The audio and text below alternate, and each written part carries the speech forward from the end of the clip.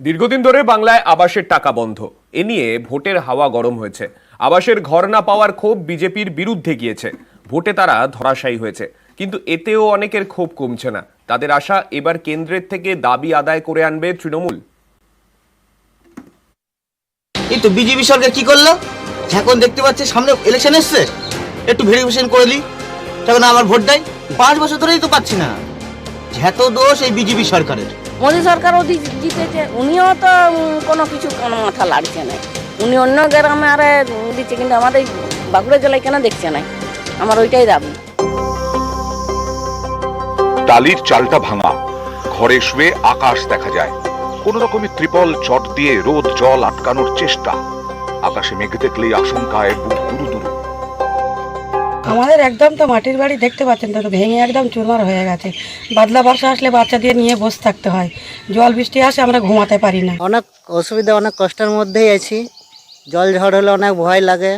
তারপরে জল ঘরের ভিতরে জল পড়েছে, তারপরে ভাঙা ঘর কখন পড়ে যাবে কোনো গ্যারেন্টি নেই, যখন তখন পড়ে যেতে পারে।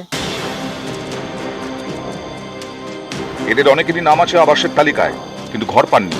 এ নিয়ে লোকসভা ভোটের হাওয়া গরম হয়েছে। বিজেপি দাবি করেছে তৃণমূল নেতারা চুরি করেন, তাই টাকা দিচ্ছে না কেন্দ্র। পাল্টা কেন্দ্রের বিরুদ্ধে প্রতিহিংসার রাজনীতির অভিযোগে সরব হয়েছে তৃণমূল। মমতা বন্দ্যোপাধ্যায় এও ঘোষণা করেন, ভোট মিটলে রাজ্য সরকারই ঘর করে দেবে। আমার এখানে এখনো 43 লক্ষ বাংলায় বাকি আছে।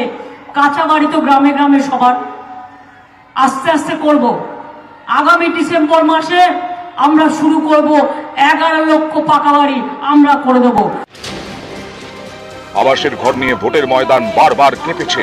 ভোটের ফল বেরোনোর পর দেখা গেল আবারও রাজ্যে সবুজ সুনামি, আর বিজেপির ভরাডুবি। ভোটের ফলে স্পষ্ট, আবাসের ঘর না পাওয়ার ক্ষোভ গেছে বিজেপির বিরুদ্ধে। বিজেপির হারের পরেও অনেকের ক্ষোভ মিটছে না। বিজেপি সরকার ঘর আটকে রেখেছে। আগামী দিনে যদি না ওই ঘরের টাকা কেন্দ্র সরকার, বিজেপি সরকার না ছাড়ে, বর্তমান যে জামানত হয়েছে, আগামী দিনে এর চেয়ে বেশি বেশি জামানত জব্দ হয়ে যাবে। লিস্টে আমাদের নাম আছে, সেই ঘর আমরা পাচ্ছি না, কেন্দ্র সরকার আটকে রেখেছে। বিজেপি সরকার আমাদের আবাস যোজনা ঘর আটকে রেখেছিল। এই লোকসভা নির্বাচনে দুটো গালে থাপ্পড় মেরে তার যোগ্য জবাব দিয়েছে। তাই আমরা বলতে চাই যে তৃণমূল সরকার আবাস যোজনা ঘর আদায় করে নিয়ে আসবে। আশা করছি তো যে সরকারের কাছ থেকে পাবো। মোদী সরকার তো বললেও সে আরও পশ্চিমবাংলায় 3 কোটি বাড়ি দেবো। আমরা তো এবারে অবশ্য জরুরি আশা করছি। এবারে যদি পাই তো তাহলে জানবো আমাদের ভাগ্য ভালো। নিউজ 18 বাংলা।